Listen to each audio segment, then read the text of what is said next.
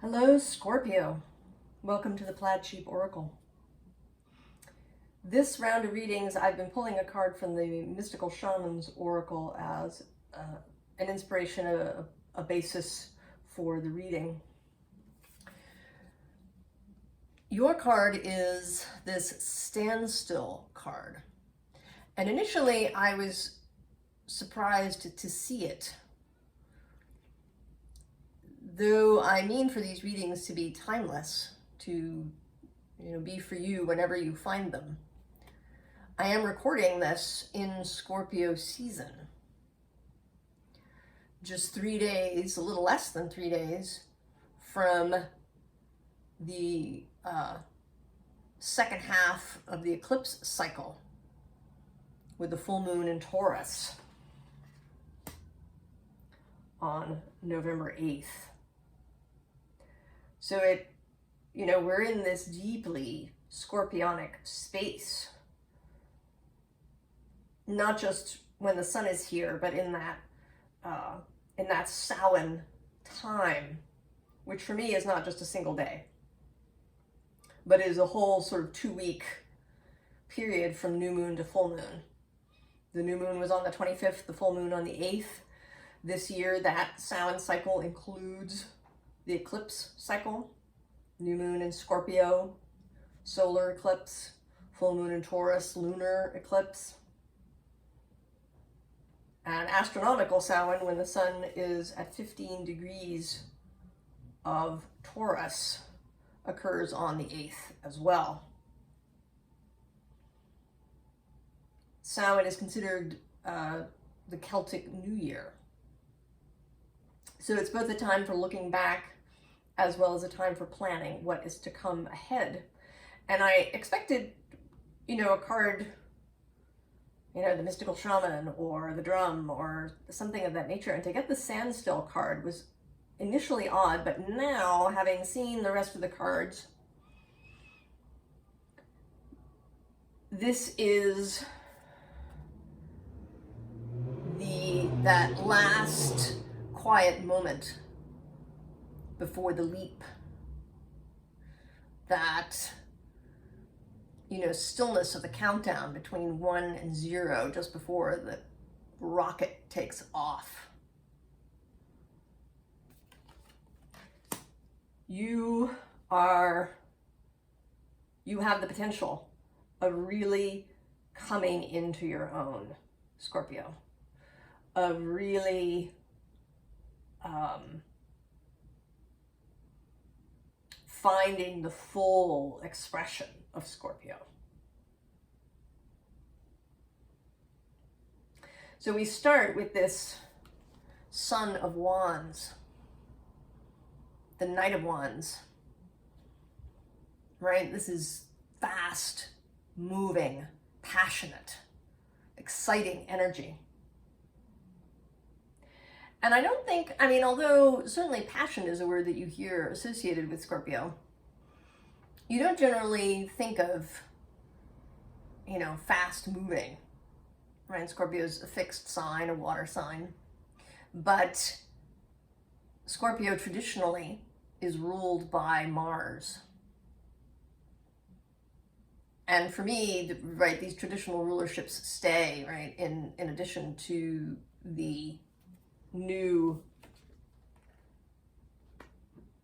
addition of Pluto. I think Mars and Pluto, right, they're the co-holders of the Mars, of the Scorpio space.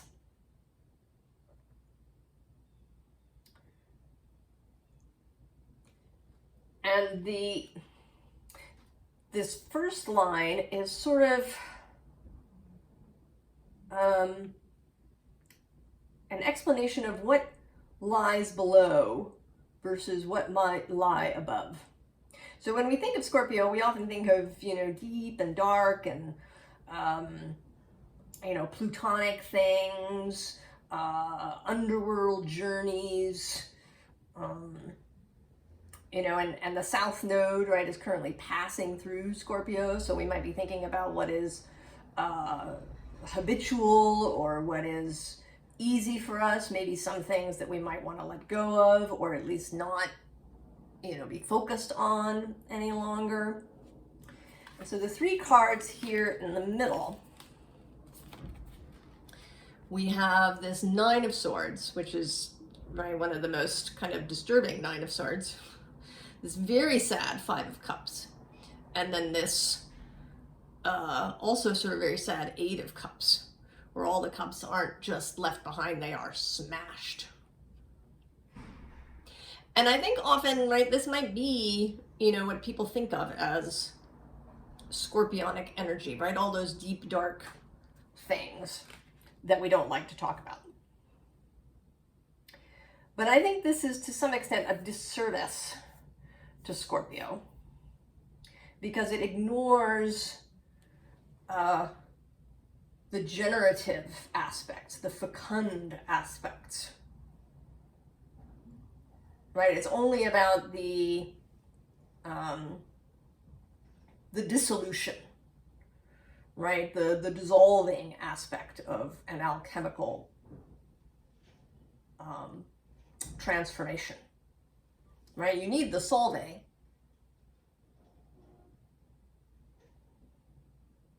You need the calcinatio, the calcination, the full burning of something. But then you also need the flip side, You need the growth, You need the coagula. And I think although Taurus, is the place where that becomes visible, where the plant breaks through the soil and we see the growth. It begins down underneath. So there is a dissolution, but then there is also the beginning of growth that happens in Scorpio before it breaks through up into Taurus. And that is the Mars aspect, Mars as ruler of Scorpio, Mars, the lover. Mars, the fertilizer of, what is to come up in the Venusian Taurus. And I think that is what you are going to find, Scorpio. Because the 2 cards flanking this sort of dark, deep energy are the Ace of Cups and the Sun. This cup of light.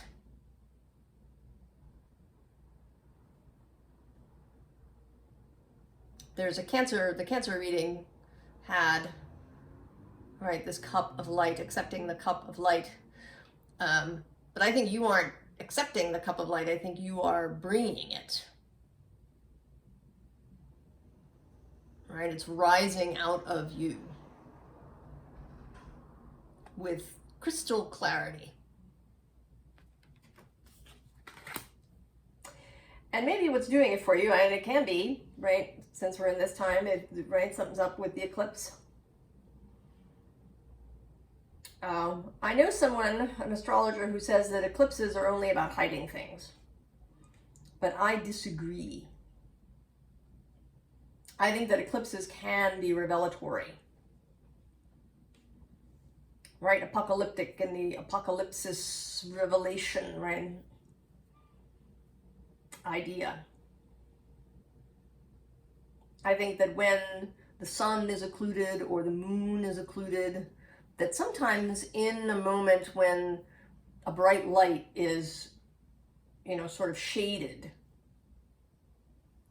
we may be able to see something to which we were blind previously, not because it was hidden in darkness, but because it was just, there was too much light.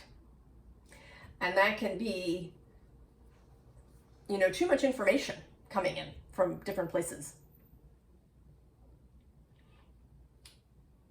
The underlying in the next line is the truth of others. And for sure, we live in a time when other people's thoughts, opinions, ideas are easy to access. They're there all the time, We scroll through social media,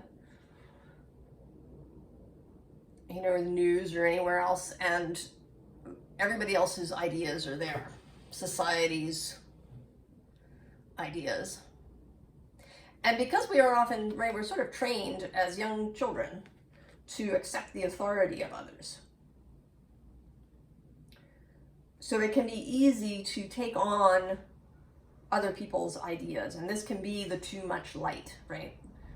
A kind of flatness when it's just too bright. And you can't really see. It's like having a spotlight in your face. If you've ever been on a stage and stood in stage light, you know that you can't see the audience. You are blinded by too much light. But if someone turns off that light that's in your face, you can suddenly see the audience, even though it may be in shadow. But you know they're there now.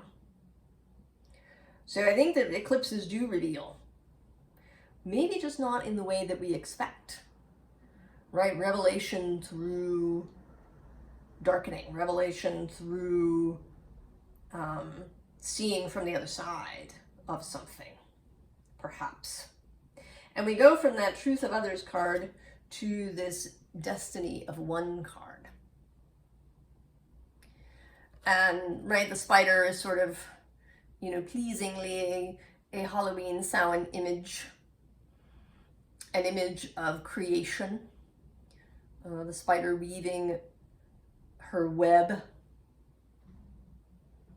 that's under here, and also an image, you know, for me of intuitive and psychic gifts, right? The spider feeling what is happening through contact with the web of creation. And there is this new creation card then, followed by the beat of your drum. So it may be that, Scorpio, you took on labels for yourself that people gave you, or even ones that you gave yourself after observing society. You know, maybe you were too sensitive, or you were not cheerful enough, or maybe you even took that on because that's what Scorpio is supposed to be. Right? If we learn about, you know, this sort of astrology, spiritual stuff early on, sometimes we can take, you know, we can take on the surface feature of something because that's what we first encountered. Right? That Scorpio is supposed to be deep and secretive and, you know, mysterious. And maybe you took that on even if you didn't feel it entirely. Even if, you know, some other placement, you're, you know, Jupiter in Sagittarius, or your Venus in Aries, or your Mars in Capricorn, wanted, you know, something else, or had, you know, other, right, gave you other factors. So whatever it is that has kept you kind of in this Nine of Swords, Five of Cups, particularly, and even this, you know, smashed Eight of Cups energy, either it's dissipating, and that may be an effect of the last 2 years and the pandemic, and perhaps people or things you've given up, or time spent alone, or an introspection, right? There is still this standstill. There is a kind of feeling that in the past, right up until just, right, like a second after this, right, the takeoff will happen. But there's been this standstill. So maybe you've had the time to reflect about what it is that you really want, Scorpio. The kind of life that you want. How you want to move through the world. Because it can also be true that you know, you're meant to, right, we're meant to be realists, right, in our society. Some of us. I mean, yeah, optimism is good, right? The choleric optimism can be attractive, but also realism, right? That we're supposed to, you know, be realistic about things, that we're supposed to, you know, plan for the future and, you know, make sure that we talk about all the things that are going wrong because, you know, we need to know about them. We need to be prepared for everything that might go wrong. And maybe, you know, maybe you've just had enough of that. And I say that because of this underlying card. So it says thallium. And right, you can just see this figure, right? It's kind of leaning over and is right, like looking a little bored and is about to yank on this other person's tail. And I went and I looked up, you know, this Prima Materia deck has sort of a complete image. When you lay the cards out as the periodic table of elements, there is a full image. And so the cards that are adjacent are connected. And so the tail that you're going to pull is lead. So I think, Scorpio, that there is a part of you, maybe your inner child, your inner adventurer, your inner imp, your own wider self, maybe all of the above, they've gotten together, and they are going to pull on your dour tail of this Saturnian lead that has perhaps been keeping you in a standstill. Right? This adventure is about, right? This tweaking is about to happen. And then what we get is this copper image. And copper is actually, in astrological and alchemical tradition, copper is associated with Venus. So Venus is showing up here, as is kind of this barium here, this sort of smiling earthen image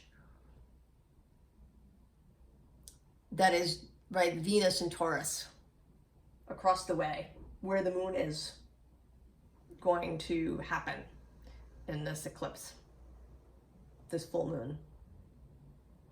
So a theme that's sort of been running through the readings in general is this dynamic between opposing signs. And particularly now, Taurus and Scorpio. The nodes are there at the moment. This eclipse cycle is there at the moment. There's a little bit of that left, and then we move into Aries and Libra cycle next year. So this dynamic between Taurus and Scorpio, of how they nourish each other, how they challenge each other, how they work together in the service of creation and things becoming manifest in the world.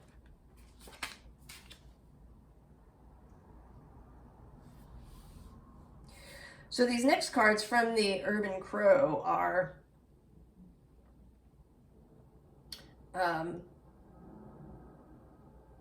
right, an acknowledgement, right? We have grief and play on either side. So yes, right, this still exists for us. Both of these things. And in between them is this memory card.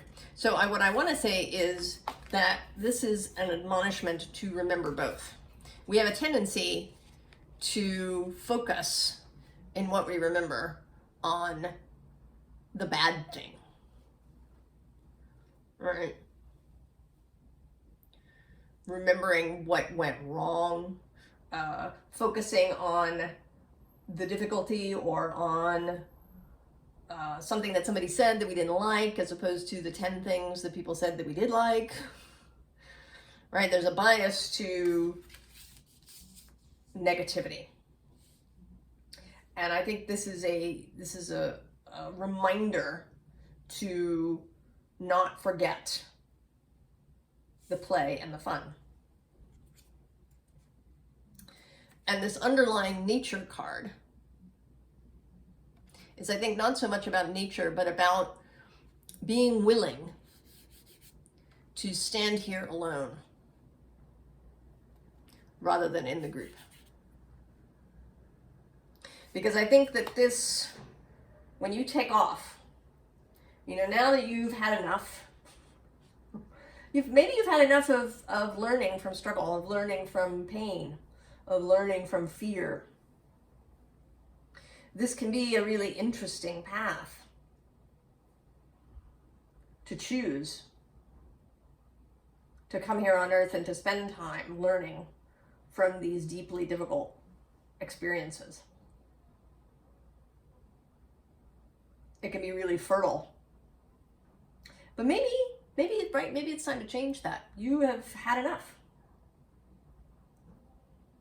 of this version of Scorpio, of this, I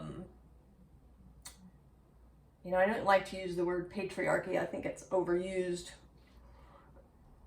and often in the wrong way, but this devaluing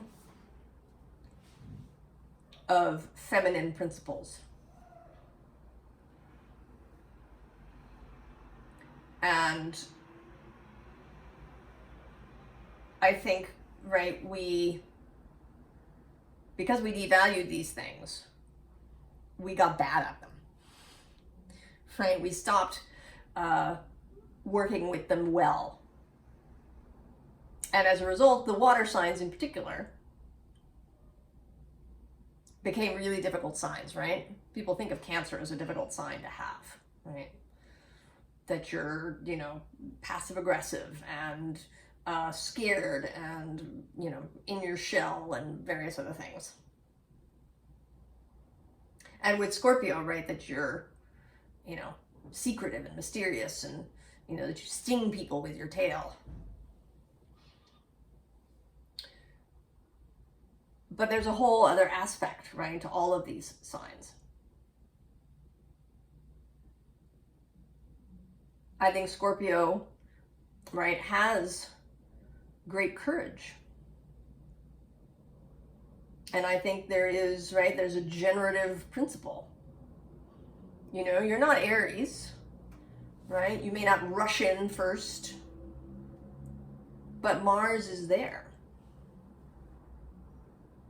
Right? That fecund generative principle is there. And I think that you are going to embrace that. And I think you're going to take off. Right? It may not look choleric and fiery from the outside. You might not rush off. You might not, work 15-hour days or whatever, fiery looks like to people. But you may still generate a passion project or, something that really interests you. This Son of Wands is here. And in this deck, right, it's the snake. Right, this isn't, kind of the classic Knight of Wands on his horse, right? If ever there was a scorpionic Mars, it's this snaky Son of Wands.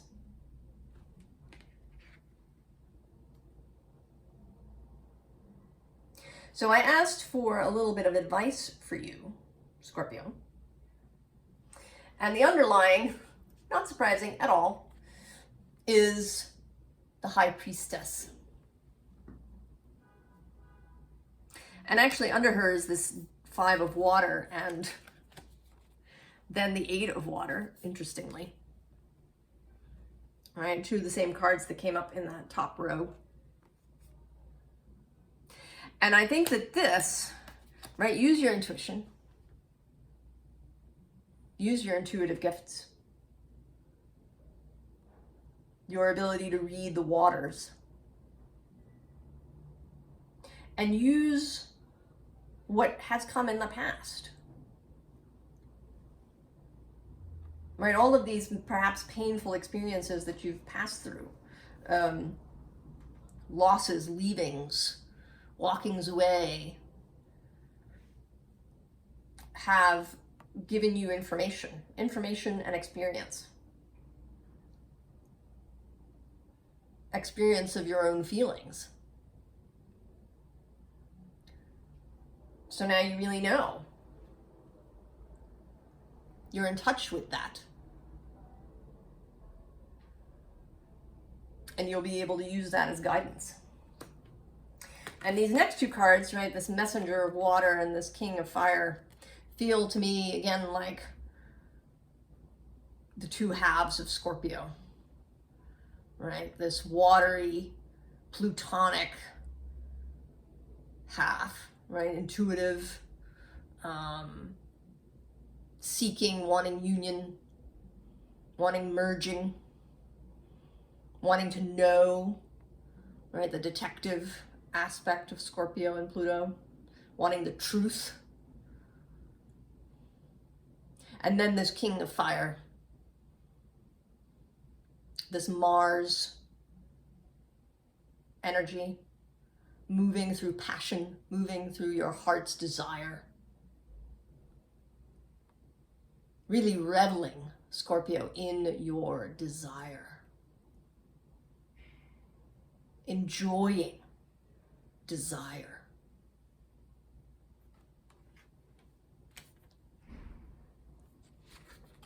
And then finally, we have this Hanged Man and this Tower, which to me says, see the Tower differently.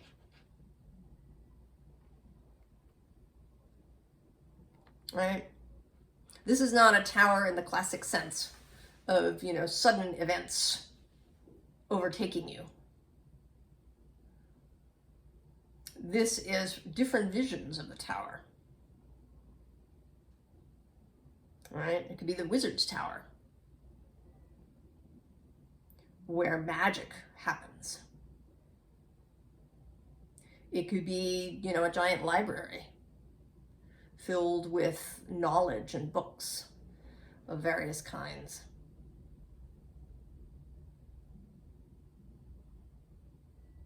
Right? There are, other ways to see the Tower. You don't have to take up residence there forever,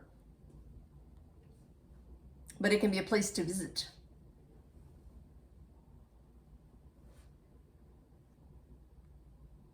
On your journey. Right? And the sun is rising behind it.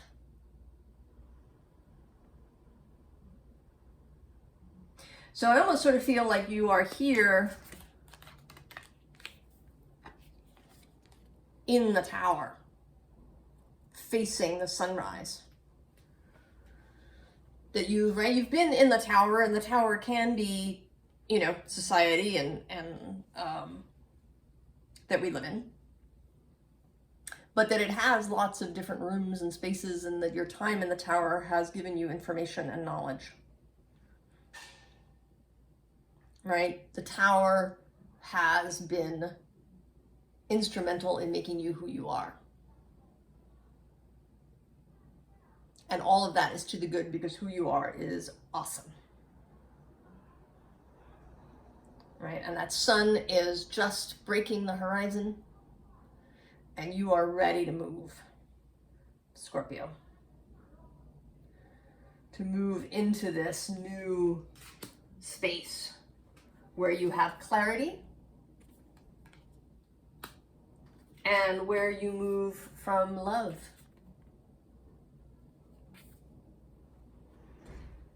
Right? You move from this heart-centered place. We all have our heart-centered place.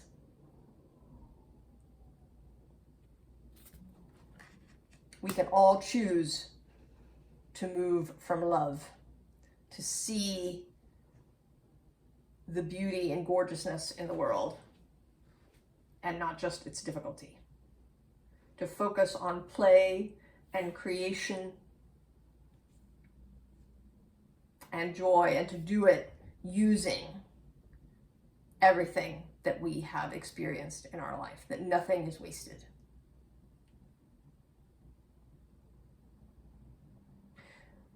So I wish you all the best, Scorpio. I think that your life from here is going to be awesome, whether you start a new project or create a business or create a new relationship or a family, or if this new thing is just you moving completely differently through your life. I think it will be marvelous to see. And I hope you love every minute of it. And every minute of your life. I will see you next time. So long, Scorpio.